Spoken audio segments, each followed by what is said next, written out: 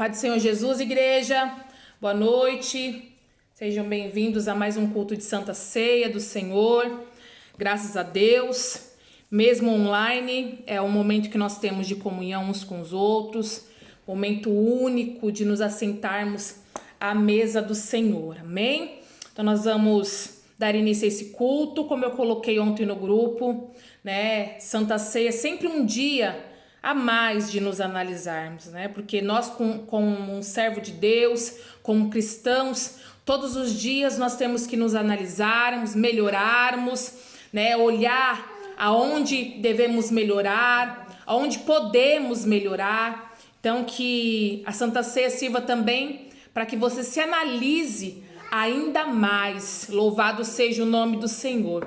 Graças dou pela vida de cada um dos irmãos, né? Graças damos por aquele que vai nos assistir, por aquele que vai se assentar à mesa do Senhor. Então eu vou chamar aqui a diaconisa Helena, ela vai fazer a oração nessa noite, a oração inicial. Vocês estão ouvindo aí o Joãozinho de fundo, mas hoje ele está aqui com a gente, amém? Então que Deus fale contigo, feche teus olhos, escolha um bom momento, né, para se assentar. Deixamos para fazer a noite, para justamente você ter o dia todo, né, de estar aí com seu pai, né, com seu esposo. Agora é a hora de... Agora é a hora de nos assentarmos à mesa do Senhor, amém? Paz do Senhor, igreja. Paz do Senhor a todos. Vamos orar, né? Entregar tudo na mão do Senhor, para que o Senhor venha fazer o melhor na nossa noite, nesse culto, nesta noite, tá bom?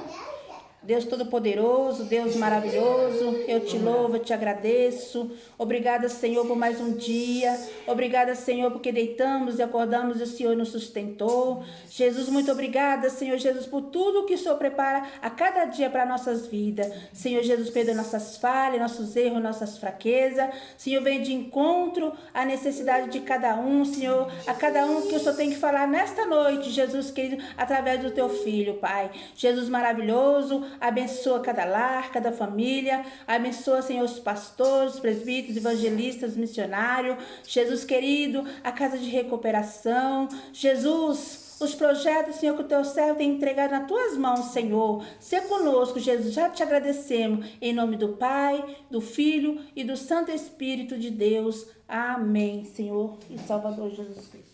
Amém, Jesus. Glória a Deus.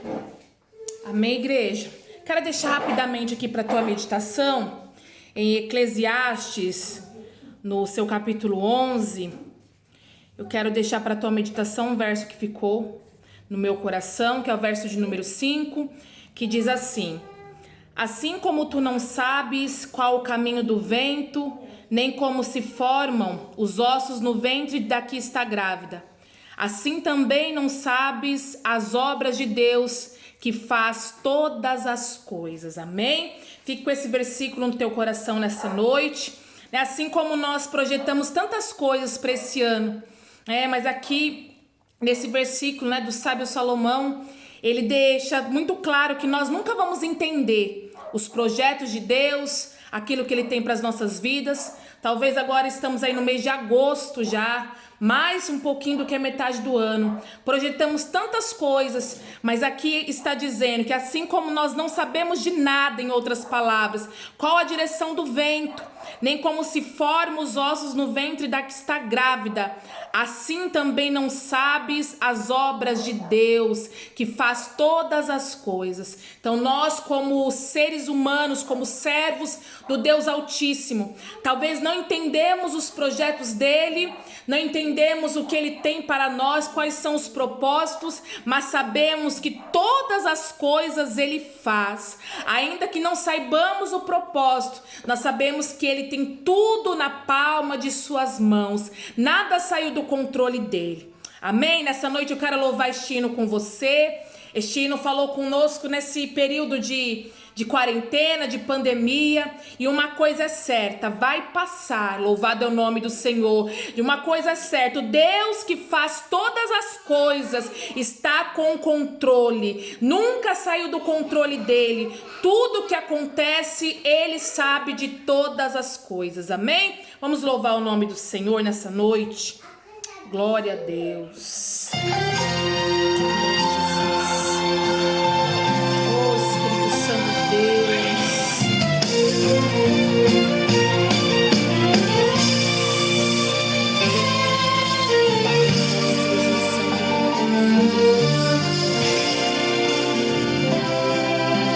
Tenho uma palavra para dizer.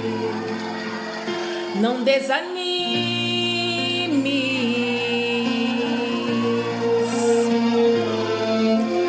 Tudo que você pediu a Deus já está vindo. Oh, aleluias. Estes dias Deus te viu chorar num canto escondido. Talvez você esteja assim, você mal conseguia falar. Deus só ouviu seu gemido. Mas o Deus que te conhece, mas o Deus que me enviou aqui, sabe de tudo. Sabe de tudo. Oh, aleluias. Ele me mandou falar que vai mudar seu rumo.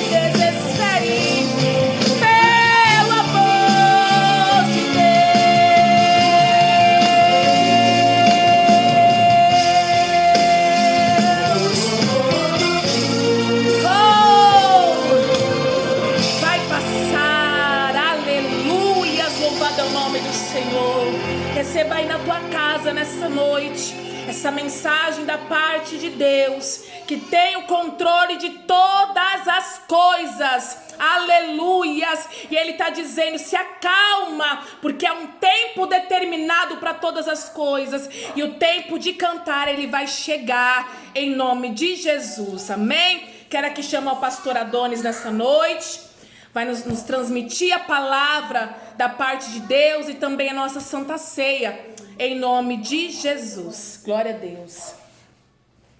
Aleluias. Glória a Deus. Paz do Senhor Jesus a todos.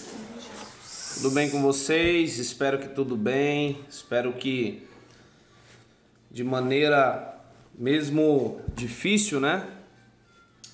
Como é desconfortável estar cultuando e talvez apenas valorizando a comunhão nessa distância, né? Nessa distância do calor, nessa distância do ajuntamento de pessoas. Mas sabemos que há um motivo, e como foi cantado pela pastora, vai passar, né, irmãos? Sabemos que, como dizia Billy Graham, né? Eu li o último versículo da Bíblia: tudo vai acabar bem. Estou aqui, né, irmãos, né, contente em poder mais uma vez pregar a palavra de Deus ao teu coração. Espero que com essa suma importância que é assentar à mesa de Cristo, que nesse formato não é uma mesa física, mas é uma mesa espiritual posta diante dos lares de cada um, posta diante aí da família de vocês, em nome de Jesus Cristo, e que vocês possam, né, sentir, receber, e que o Espírito Santo de Deus possa tomar conta das vossas vidas em nome de Jesus Cristo. Antes de mais nada, eu gostaria também de fazer uma oração aqui a Deus, uma oração colocando a minha vida, a tua vida, colocando as nossas famílias, os nossos projetos diante da presença de Deus, para que encaremos a sua palavra como um momento também de resposta da parte dele para conosco, em nome de Jesus. Amém? Oremos. Senhor nosso Deus, Senhor nosso Pai, diante da tua presença, queremos nessa hora primeiramente te pedir perdão pelos nossos pecados, pelas nossas falhas. Pai, pedir perdão porque diante da tua presença precisamos estar vazios de coração. Precisamos estar totalmente inclinados em paz, Pai, sem mágoa, sem ressentimentos, e diante da tua presença nesse momento nós pedimos a tua liberação através do perdão, meu Pai, em nome de Jesus Cristo. Senhor, perdoe-nos de todos os nossos pecados e falhas em nome de Jesus Cristo. Estamos aqui diante da tua presença, sabemos que o maior feito na cruz tem essa suma, Pai, né? Diante da tua palavra, diante do significado para as nossas vidas, e por isso eu peço perdão, Pai, pelos meus pecados e minhas falhas, e que o Senhor possa perdoar as falhas também de todos aqueles que me ouvem esse momento, em nome de Jesus, de forma arrependida. Senhor, eu coloco os nossos projetos, a nossa igreja, a nossa volta, Pai, em nome de Jesus, no novo formato, mas também, Senhor, sabendo que aprendemos muitas coisas nesse momento de dificuldade.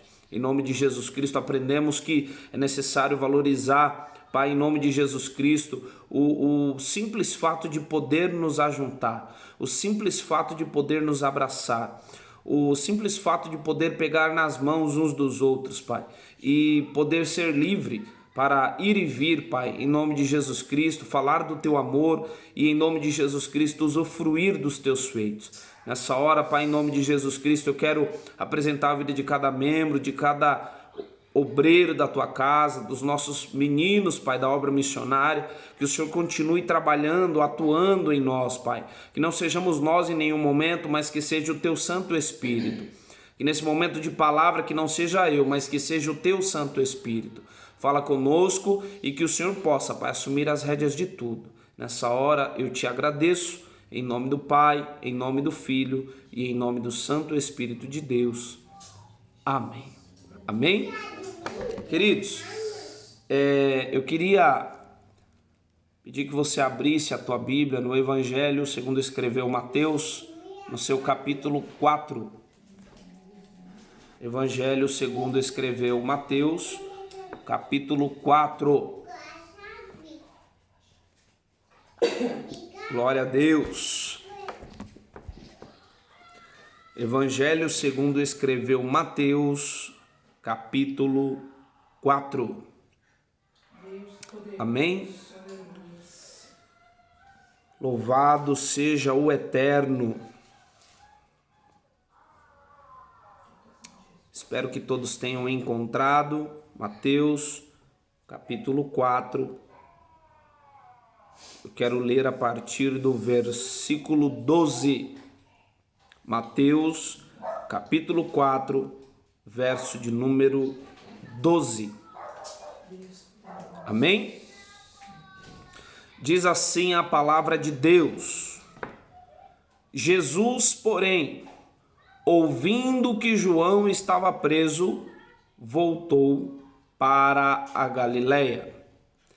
E deixando Nazaré, foi habitar em Cafarnaum, cidade marítima, nos confins de Zebulon e Naftali, para que se cumprisse o que foi dito pelo profeta Isaías, que diz: a terra de Zebulon e a terra de Naftali, junto ao caminho do mar, além do Jordão, a Galiléia das nações, o povo que estava sentado em trevas viu uma grande luz.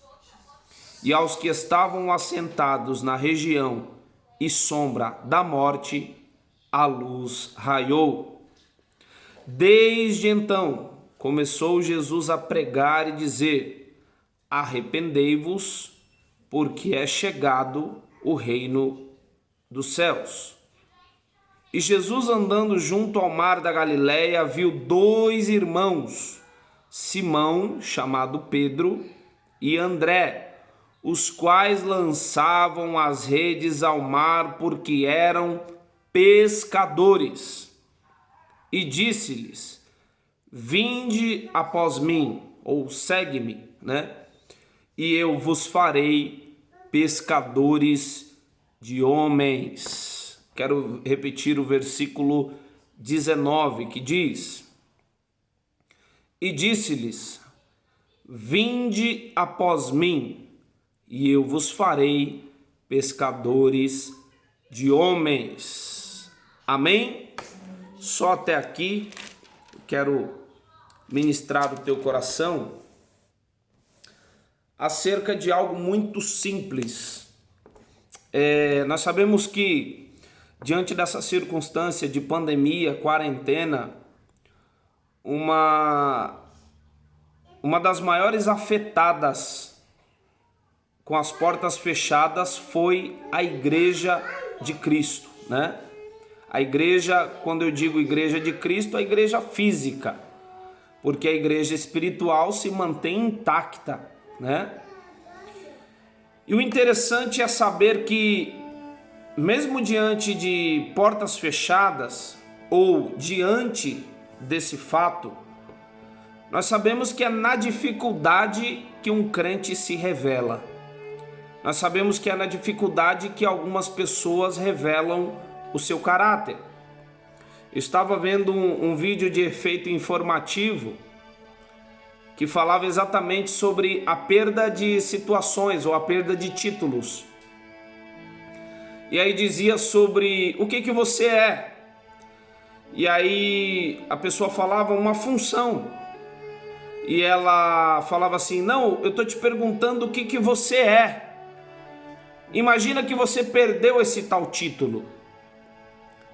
E aí a pessoa falou: olha, eu também sou... Ele falava primeiro que era professor de esportes. E ele dizia: não, mas com a ausência da função de professor de esportes, o que você é? Ele dizia, isso é talvez trecho até de um filme. E ele dizia: eu também sou professor de história. E a pessoa que questionava e refutava essas questões foi eliminando todas essas funções até o momento em que a pessoa falava: eu sou cristão. E ele falava: o engraçado é que cristão você falou que é por último, sendo que cristão você deve ser primeiro do que qualquer circunstância. Ser cristão é a sua identidade. Pertencer a Cristo não é só um estágio ou não é só uma fase. Ser de Jesus é uma marca que nós nunca podemos nos abster. O engraçado é que nesse momento de dificuldade, nós vemos várias opiniões adversas dizendo: estou sem adorar a Deus, estou sem ouvir a palavra, estou sem falar com Deus. Sendo que na verdade o ser cristão é em primeira situação. Antes de eu ser membro de igreja, antes de eu ser pastor de uma igreja, antes de eu ser participante de uma igreja ou de um projeto, eu preciso lembrar que eu sou de Jesus acima de todas as coisas.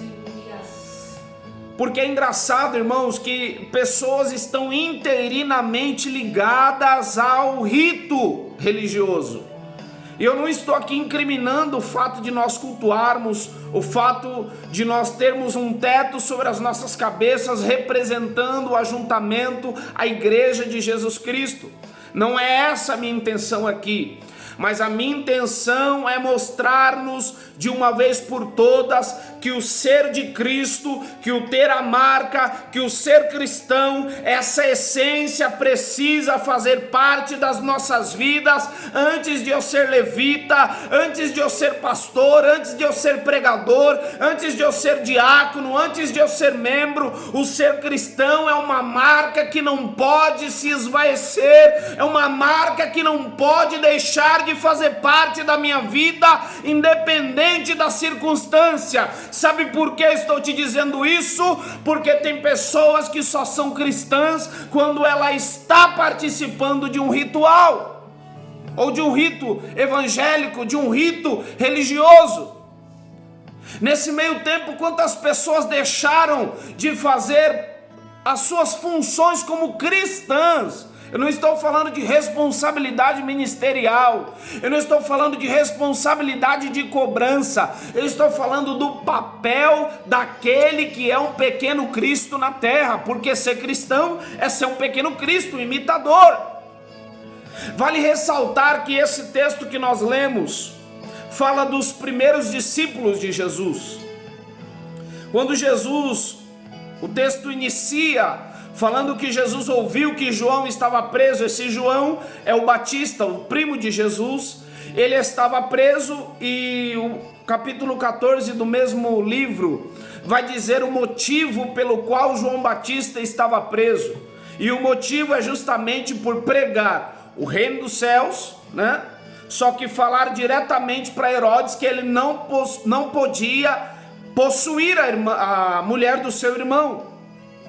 E ele, por pregar a verdade, por ter a verdade em si, independente da circunstância, ele foi preso. Ei, querido, aqui eu começo a pregar para você dizendo: não importa o cenário em que você se encontre, não importa a dificuldade que você enfrente, não importa o que o mundo está vivendo, a verdade que nós vivemos, ela tem que ser uma verdade estampada para todos verem. Não dá, querido, para deixar de ser cristão por causa de uma adversidade, por causa de uma circunstância. Aliás, Herodes mandou matar João Batista por causa desse feito. Ele morreu por causa dessa pregação. E hoje, o resultado da pregação de muitos não é adversidade, não é dificuldade. O resultado da pregação de muitos é o bem-estar financeiro, é o bem-estar econômico, é o bem-estar estético, é o bem-estar no status, no know-how que muitos querem, mas esquecem que o evangelho da verdade, o evangelho genuíno, este traz perseguições e retaliações para a vida daquele que prega. E a Bíblia diz que Jesus, por ouvir que João estava preso, voltou para a Galileia, né? Talvez por especulação, por não ser a hora de morrer também. Mas ele partiu porque tinha muito que ser feito, tinha muito que fazer. E quando ele deixou Nazaré porque foi rejeitado por muitos, foi rejeitado naquele lugar. Ele foi habitar em Cafarnaum, né? Nós, em algumas pregações, já colocamos esse fato que posteriormente o quartel-general de Jesus em Cafarnaum fosse a casa de Simão Pedro, né? Porém há muitas especulações sobre ser um lugar alugado, enfim. Mas vamos nos ater ao fato de que Jesus foi habitar em Cafarnaum, uma obra de discipulado se iniciaria. E o engraçado é que quando ele parte, né, o versículo 14 diz que quando Jesus vai é para que se cumpra o que Isaías disse, que a terra de Zebulon e a terra de Naftali, junto ao caminho do mar, que é exatamente a região, né, de Cafarnaum, além do Jordão, a Galileia das nações, o povo que estava assentado em trevas viu uma grande luz, fazendo menção a Cristo. Aqui eu trago outro segredo para você, queridos. Você pode estar vivendo qualquer momento circunstancial na tua vida. Você pode estar vivendo momentos dos porquês, de não entender como será o dia de amanhã, mas quem tem a Cristo vê uma grande luz, vê uma grande resposta sobre a sua vida, porque Cristo nos assegura, Cristo é a nossa segurança, Cristo é o nosso baluarte, Cristo é a nossa torre forte, Cristo é o nosso guarda de Israel, e Ele não nos deixa desapercebidos no meio de qualquer que seja a adversidade. Essa maturidade precisa estar no meu e no teu coração, em nome de Jesus. E os que estavam assentados na região e sombra da morte, a luz raiou. Ei, querido, a luz tem raiado até hoje. A luz tem resplandido sobre as nossas vidas. Nós que cremos num Cristo ressurreto, num Cristo que deu a vida por nós, no Cristo que trouxe o reino dos céus até a nós. Ei, é esse Cristo que resplandece luz, luz no fim do túnel, luz nas adversidades. Ei, para de olhar para os métodos humanos, para de olhar para aquilo que te assusta, para de receber a má notícia. Ei, Jesus é a luz que ilumina o teu caminho, em nome de Jesus Cristo. Aleluia. E andando junto ao mar da Galileia, viu dois irmãos, Simão, chamado Pedro, e André, aos quais lançavam as redes sobre o mar. O mais engraçado que eu me atenho a esse texto é que, quando Jesus chamou a Simão e a André, eles não eram pessoas acomodadas. Irmãos, o evangelho de renúncia é o evangelho mais simples e genuíno que existe. Eles estavam trabalhando no seu papel de ofício. Você já pensou, você que é trabalhador formal, concursado, registrado, você que tem o seu emprego, um homem aparecer lá como Jesus, se anunciar como o Messias e falar: ei, larga tudo e me segue. Talvez muitos de nós aqui falariam: não, é meu horário de trabalho, deixa para depois do expediente.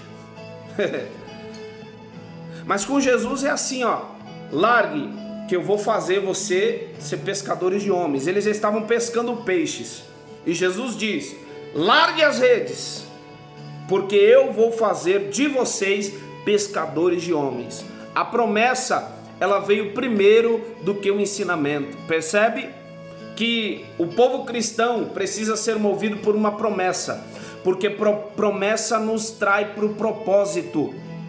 Quando alguém nos promete algo, eu fico embasado naquela promessa para chegar até o propósito, para chegar até o destino, para chegar na hora que é a minha vez.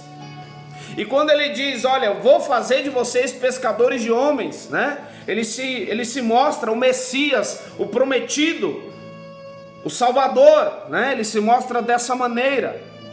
E depois chama eles para serem pescadores. Mas o grande feito é promessa e depois siga-me. Quantas pessoas que não estão esperando a promessa de Deus traçar o projeto por eles, no lugar deles? Melhor dizendo, quantos estão sentados esperando: deixa a promessa se cumprir para eu seguir a Jesus. Quantas pessoas que não estão aí desviadas do verdadeiro evangelho, afastadas do verdadeiro evangelho, porque estão esperando restauração no casamento, porque estão esperando a porta de emprego, porque estão esperando o seu grande sonho, a casa própria, o carro próprio, para depois seguir o trajeto de Jesus. Irmão, Jesus falou assim: eu vou fazer de vocês, mas é o seguinte, o segredo é me seguir. Buscai o reino dos céus, não é isso que a Bíblia diz? Mateus 6,33, buscai o reino dos céus e a sua justiça, e todas estas coisas vos serão acrescentadas. Todas as coisas que são acrescidas ali no texto, como âmbitos de preocupação, Jesus diz, tudo que você se preocupa vai ser acrescentado, depois que você buscar o reino dos céus e a sua justiça. Então olha o grande segredo, ele não disse assim, olha, larguem as redes e agora vai lá buscar homens, e agora vão lá pescar homens. Não, Jesus fala o seguinte, vou fazer de vocês pescadores de homens, mas me segue. Tem muitas pessoas hoje no cenário atual, é assim, as pessoas chegam na igreja, aí recebem uma promessa de ser pastor, no outro dia já querem pregar. Tem pessoas que falam, você vai ser um grande evangelista, no outro dia, sem nenhuma formação. Querido, andar com Cristo é formação. Estar perto de Jesus é aprender na essência. Tem muitas pessoas que se atêm primeiro à promessa para depois ao processo. O processo deles se transformarem em pescadores de homens era exatamente caminhar com Jesus. Era exatamente estar perto de Jesus, e você não vê em nenhum momento eles assumindo a postura de pescadores de homens. Eles se achegam a perto de Jesus e começam a observar, e começam a aprender, e começam a tirar dúvidas, e começam a colocar por terra tudo aquilo que era velho para adquirir o novo através da pessoa de Jesus. Deixa eu ser pregador do Espírito Santo para a tua vida agora, querido. Deixa as coisas velhas para trás, absorve o novo, absorve o Espírito Santo na tua vida. Começa a observar, começa a aprender, começa a se achegar mais perto de Jesus. Tem gente esperando um passe de mágica para receber tudo aquilo que Deus prometeu para ela. Não é passe de mágica, é estar perto de Cristo. Ei, querido, deixa eu te falar um segredo aqui. Nessa época já existia sinagoga, tinha templo em Jerusalém, só que é o seguinte, o convite de Jesus não foi vá para o templo. O ir para o templo é consequência. Quem estava com Jesus, quando Jesus estava no templo, eles estavam. Quando Jesus não estava no templo, eles não estavam, porque o foco era Cristo. Hoje não tem possibilidade de templo, né? Por enquanto, alguns que zelam pela integridade humana como nós, ainda não abriram as portas. Tem muitas pessoas aí propagando o vírus e deixa eles lá. Porque o nosso foco não está no templo, o nosso foco está em Cristo. Nós seguimos a Jesus, nós seguimos os passos de Jesus. Você já viu Jesus colocar a integridade de alguém em jogo só por causa do seu reino? Você já viu Jesus atentar contra Deus? Existe uma fé chamada racional, uma fé que os meus olhos não veem, fundamentado em coisas que os meus olhos não veem, mas precisa ser fé inteligente. Fé que não me coloca a minha integridade em risco só por causa que eu creio em Deus, né? Então o grande segredo é seguir a Cristo, o grande segredo é seguir a Jesus. Ele não diz, olha, é o seguinte, marquei um horário com vocês, vão lá para a sinagoga que lá a gente se encontra. Não, porque o evangelho de Jesus é no dia a dia. Evangelho de Jesus é toda hora. Evangelho de você precisa pensar em Jesus 24 horas por dia.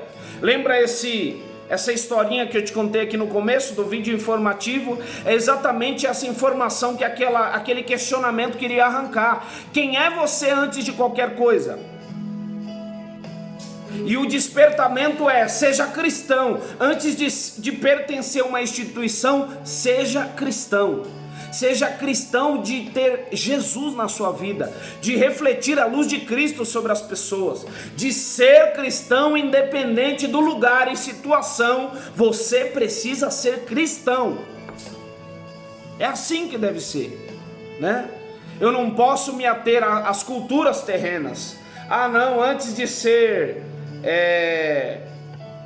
ser cristão, não, peraí, eu sou profissional, eu sou professor.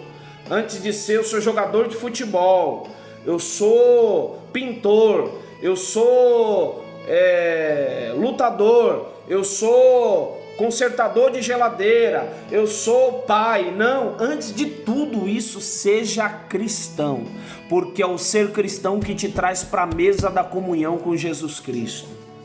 É o ser cristão. Ah, pastor, o senhor está falando agora que a igreja não vale. Não, versículo 23 diz assim, ó: e percorria Jesus toda a Galileia, ensinando nas sinagogas e pregando o evangelho do reino e curando a todas as enfermidades e moléstias entre o povo. A igreja, a sinagoga, é para que você aprenda esse tipo de palavra que eu estou te pregando aqui hoje. A sinagoga é para você aprender, mas o dia a dia é para você andar com Cristo. O dia a dia é para você ter Ele lado a lado, é para você estar com Ele, é para você ter as mãos dadas com Ele. Querido, eu acho tão fantástico quem tem comunhão a ponto de falar: Senhor, e essa roupa aqui? E aí, será que eu vou me sentir bem? Deus, olha, Senhor, meu Deus, conversar com Deus no dia a dia, na rotina. Eu quero quebrar um dogma aqui, diante de uma prática. Irmãos, eu tenho os meus momentos específicos de oração, não é errado isso. Mas o fato de estar o tempo inteiro com os meus pensamentos falando com Deus, mesmo quando eu estou em pé, estou indo no mercado, estou dirigindo e estou falando com Deus, eu quebro esse dogma religioso de que, 3 momentos por dia, de manhã, meio-dia e à noite. Eu sou contra? Não. Daniel orava 3 horas por dia. Mas nós precisamos nos desengessar para que possamos ter uma rotina mais natural, de essência com Cristo. Precisamos falar com Ele de forma verdadeira, genuína. Posso abrir meu coração para vocês aqui? Às vezes de manhã, que é o momento de mais tribulação, assim, de informações, de eu saber como que é o meu dia, às vezes eu me esqueço de orar quando eu acordo. Quando eu acordo, nem sempre oro quando eu acordo. Mas quando eu lembro que esqueci de orar, eu oro. E quando é que eu lembro? Quando eu entro no carro. Então eu transformei o meu momento de orar, minha primeira oração no dia, é quando eu entro dentro do carro e começo e falo com Deus ali. Aí deixou de ser um esquecimento para ser lembrança. Porque antes eu esquecia de orar quando acordo. Agora quando eu acordo eu falo, vou entrar no carro e orar. Por quê? É o momento que eu estou sem barulho, momento que eu estou sem falar com ninguém, é o momento que eu consagro o meu dia, e quando eu consagro estou confiando em Deus todo o resto do meu dia, e estou convidando Jesus para estar comigo, e eu estou dizendo que vou estar com Jesus em todo o meu dia. E às vezes por algum pensamento, algum descuido, algum deslize, a gente talvez sai da comunhão, automaticamente é pedir perdão para Deus. Não se espera chegar na ceia, não se espera chegar no culto. Quem tem comunhão vai pedindo perdão. Senhor, errei aqui, Senhor, já me lapida nessa área, já esteja comigo, porque estar com Cristo é dia a dia, e estar na sinagoga é ensinamento. Por isso que sinagoga é eventual, mas estar com Jesus é rotineiro, não rotineiro de uma forma enfadonha, mas rotineiro de uma forma a ter essência. É o tempo inteiro você sentir a Cristo, é o tempo inteiro você sentir a paz de Cristo, é o tempo inteiro você saber que Ele está com você, é o tempo inteiro você saber que Ele está dentro da tua casa, dentro da tua família, e quando você abrir a boca para repreender o mal em nome de Jesus, o mal sair instantaneamente. Sabe por quê? Porque Jesus já estava presente. Aleluia, Deus. Aleluia. Santo é o teu nome. Sabe por que tem muita pessoa que não tem algumas situações instantaneamente da sua vida? Por falta de comunhão a Cristo. Lembra lá em Atos? Aquele homem, eu te repreendo em nome de Jesus, a quem Paulo prega. Não é só nome de Jesus, tem que ter comunhão com Cristo também. Aí o demônio fala para ele, olha, eu sei quem é Paulo, eu sei quem é Jesus, mas e tu, quem é? Ei, querido, hoje eu vim te fazer essa pergunta. Quem é você? Qual a sua identidade? Perdeu a identidade porque as portas estão abaixadas momentaneamente? Então, na verdade, você só era crente quando tinha culto. É verdade, Deus. Então, você só era crente no momento de culto, porque todo dia a igreja fecha. Todo dia quando tem culto, as portas se abaixam. A chave roda. E aí? E o depois? Porque se o que eu estivesse falando era besteira, então você tinha que estar na igreja 24 horas por dia. Se a igreja representa estar com Cristo 24 horas por dia, então você tem que morar lá dentro. Aí a gente vai mudar o formato, colocar a tua cama e fazer um formato diferente lá. Mas se você está entendendo o que eu estou dizendo, é sinagoga para aprender e Jesus no meu dia a dia. E se eu fosse dar um título para essa mensagem, eu falaria isso: sinagoga é para eu aprender, mas Jesus é no meu dia a dia. Aí Jesus disse-lhes, versículo 19: vinde após mim e eu vos farei pescadores de homem. Aí aqui eu enfatizo a ordem dos fatores. Me siga e eu vos farei pescadores de homens. Se não seguir a Jesus, não tem promessa cumprida. Em nome de Jesus, amém? Eu vou ter que encerrar aqui, porque o vídeo já deu que vai encerrar em breve, tá bom? O celular chegou um avisozinho aqui. Então pegue o teu elemento aí já. Deixa eu tentar me adaptar aqui a essa tecnologia. Senhor Jesus, na noite em que foi traído, tomou o pão e tendo dado graças. Pegue os dois já, irmãos. Não sabia desse limite aqui. Tendo dado graças, na noite que foi traído, tendo dado graças, o partiu e disse: esse é o meu corpo que é partido por vós. Fazei isto em memória de mim. Todos juntos, comamos do corpo de Cristo, em nome de Jesus.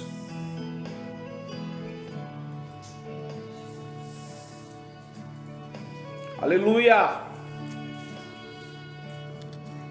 Semelhantemente também, depois de cear, tomou o cálice, dizendo: este cálice é o Novo Testamento no meu sangue, uma nova aliança. Fazei isto em memória de mim. Todos juntos também tomemos do cálice da nova aliança do sangue de Jesus. Aleluia! Glória a Deus! Ah, Senhor, a vitória já não tem mais poder sobre nós. O inferno já não tem aguilhão apontado para nós. O que é aguilhão, querido? Aguilhão é aquilo que impede a passagem. O nosso pecado impede a nossa passagem para herdar o reino dos céus anunciado por Cristo. O evangelho ele é prometido por Cristo para nós, né? Jesus prometeu o reino dos céus para nós. Esse reino dos céus que foi anunciado. E ele se compromete a perdoar, proteger e salvar todo aquele que se submete às regras desse reino.